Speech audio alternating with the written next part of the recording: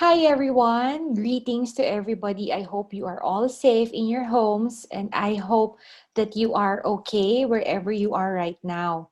So this video was requested by hospitality and tourism management students and professors in order to inspire our tourism students and our tourism practitioners alike. So I thought of making it public in order to reach a wider audience and be able to inspire all of you, especially those that are losing hope with the slowdown of tourism because of this COVID-19 pandemic.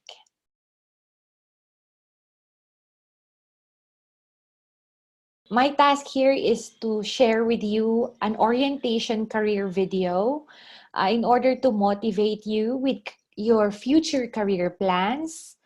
Hopefully, it will help you and guide you to be future leaders, managers, entrepreneurs, and successful practitioners. Okay, so before I share with you my story, I would like to ask you a question. Normally, this is what I used to ask to my students when I was teaching. What do you want to become?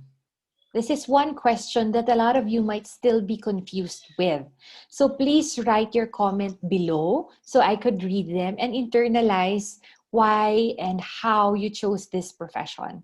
And if it's not too much to ask, kindly write down why this is the chosen path or the career that you'd like to be in the future. So, wag naman masyadong nobela ha, kahit 1 to 2 sentence lang, that would be sufficient. Okay, so I'll give you 5 seconds. 5, 4, 3, 2, and 1. This is the foremost question I ask my students. And you know what? They have two common answers. And I'm pretty sure when I check those comments below, these are the two common careers that you would be thinking of. And it's not wrong to think about these two. Number one is you want to be flight attendant. Am I right or am I right? So being a flight attendant would be the top list of the tourism students. And number two is you want to be a chef. This is for the HRM students. Am I right or am I right again? Okay. So being a flight attendant is definitely a very glamorous job and it gives you the opportunity to travel all over the world. That's why it's really very attractive for a lot of tourism students. And being a chef is definitely an estimable job. But I have a good news for you.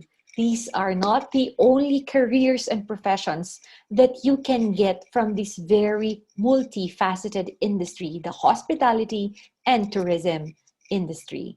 So there's a lot of job opportunities for you out there. I just wanted to share. I have a friend who used to be a product development officer of the Department of Tourism, and he travels all over the Philippines to look for blossoming tourist attractions. And before these attractions even go viral, he is the first one to see them.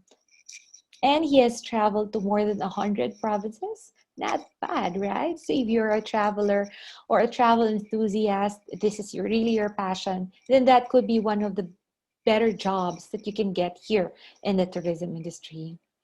Another friend I know became an attaché in Europe. She became an attaché of the Philippines to Europe, and she lived there for years. And she learned to speak Italian. Buongiorno. Buongiorno.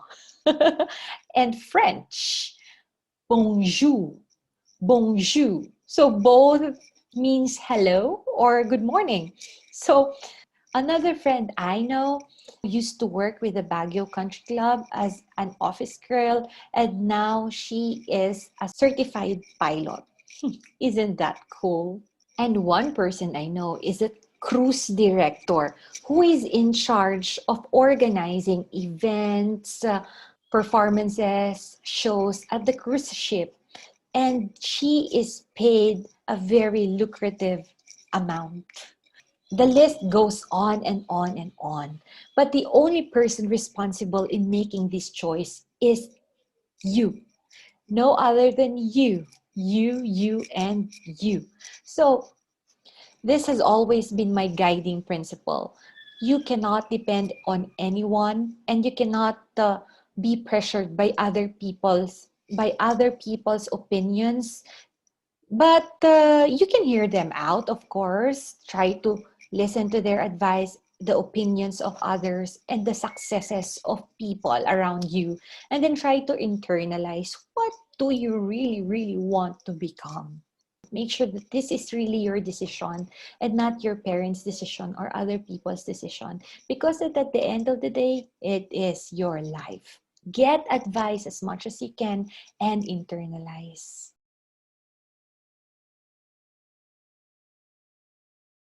You know what? I'd like to share with you three guiding principles that that has guided me through the years. So three words: passion, practicality, and consistency. So these has been my three guiding principles in choosing my career path. And you should be able to balance these three. If you're able to reach the two, then good for you. You are good to go. But if you are able to hit the three principles, then you are a lucky one. So let's start with passion. What do you really, really, really, really want to become? What do you really, really want to do? If you love your job and you love what you're doing, you will never feel that you are working at all. So use a career that you enjoy doing and then you are happy about. For practicality, it's simple. Choose a job that will provide food. As simple as that. But if your passion is not instantly employable or enterprising, then choose a career or a path that you may align with what you really want to do. Let's say you are very passionate about singing, but singing is not passionate with you. Char.